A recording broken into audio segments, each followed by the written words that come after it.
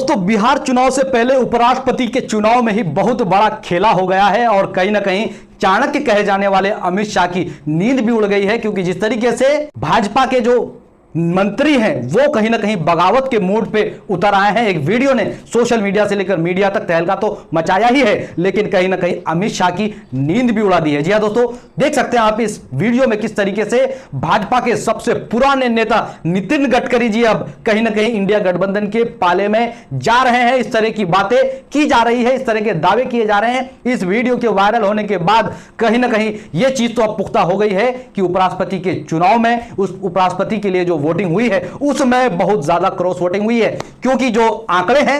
उस हिसाब से बहुमत के पास तो इंडिया गठबंधन नहीं पहुंच पाएगी, क्योंकि उतने सांसद भाई है नहीं इंडिया गठबंधन के पास। तो फिर इंडिया गठबंधन के नेता आखिर इतने आश्वस्त कैसे हैं,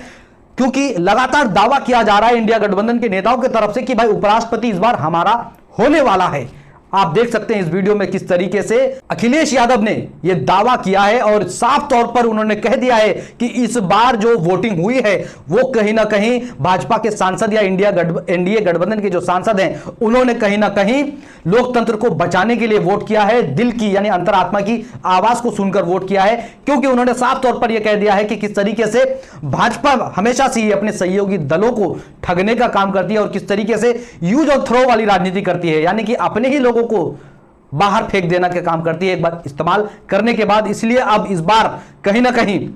क्रॉस वोटिंग होने की जो आशंका जताई जा रही थी उस पर अब बड़ी मुहर लगा दी है इस वीडियो ने। लगातार ये वीडियो वायरल हो रही है, किस तरीके से आप देख सकते हैं हाथ में हाथ धरे हुए जा रहे हैं नितिन गडकरी कांग्रेस के अध्यक्ष के साथ, और जो उनके पीछे हरदीप सिंह पुरी हैं वो भी कहीं ना कहीं नितिन गडकरी के खेमे में नजर आ रहे हैं। ऐसे में अमित शाह के होश उड़ गए हैं। अमित शाह को समझ में नहीं आ रहा है कि भाई करे तो करे क्या, क्योंकि नितिन गडकरी को जिम्मेदारी दी थी कि भाई आप जो सांसद हैं उनको एक साथ करिए, जो महाराष्ट्र के सांसद हैं उनको आप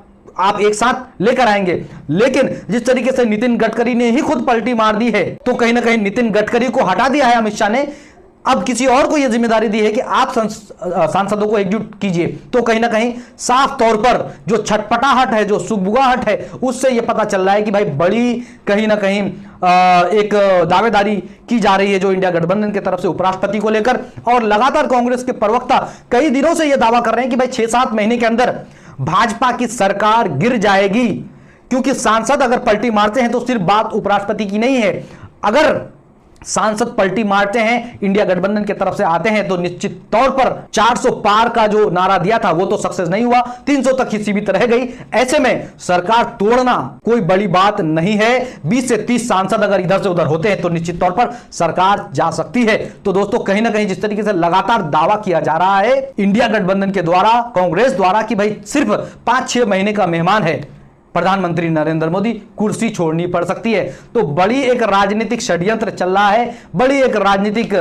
माहौल कहीं ना कहीं भाजपा के खिलाफ जो लगातार राहुल गांधी जी बना रहे हैं उसका असर अब देखने को मिल रहा है साफ तौर पर। और कहीं ना कहीं जिस तरीके से मुद्दे उछाल रही है भाजपा, गाली का मुद्दा, मां के पिंडदान का मुद्दा, अब इस पर भी कहीं ना कहीं घिरती हुई नजर आ रही है, क्योंकि जो भाजपा की पोल खुल गई है, प्रधानमंत्री नरेंद्र मोदी की पोल खुल गई है। यह दावा कांग्रेस को द्वारा किया जा रहा है कि भाई प्रधानमंत्री की माताजी का तो पिंडदान हो चुका है, एक बार उनके बड़े भाई ने कर दिया है, बनारस में कर दिया है। खबरें सोशल मीडिया से लेकर मीडिया तक मौजूद हैं कि भाई एक बार पिंडदान हो चुका है, तो दोबारा पिंडदान होना साफ तौर पर यह दर्शाता है कि अपनी माताजी का इस्तेमाल प्रधानमंत्री मोदी जी चुनाव के लिए कर रहे हैं। तो निश्चित तौर पर भाजपा के पास अब किसी तरह का मुद्दा बचा ही नहीं है। और जिस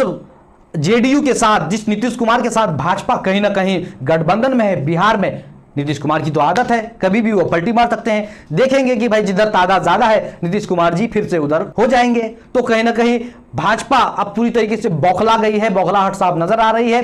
एक मुद्दा और उछाला गया कि भाई राहुल गांधी को जाना चाहिए पंजाब, हिमाचल प्रदेश बाढ़ पीड़ितों के पास, लेकिन राहुल गांधी मलेशिया में छुट्टी मना रहे हैं। तो अब दोस्तों कहीं ना कहीं इन टुचपुंजिया जो हरकतें हैं वो भाजपा आईटी सेल की तरफ से की जा रही हैं, और विपक्ष के ही सांसद से सवाल पूछा जा रहा है कि वो बाढ़ग्रस्त क्षेत्रों में क्यों नहीं जा रहे हैं, जबकि प्रधानमंत्री जी का न कोई बयान आ रहा है, न ही वो कहीं ना कहीं किसी भी बाढ़ग्रस्त क्षेत्र में जा रहे हैं। और काफी दबाव जब हुआ तो कहीं ना कहीं प्रधानमंत्री जी ने ऐलान किया है जाने का, राहत पैकेज देने का ऐलान किया है। तो दोस्तों, तमाम तरह की जुगत कर लेने के बाद भी भाजपा की हालत आज ऐसी खराब है कि सरकार बचाने के लिए संघर्ष करना पड़ रहा है। अगर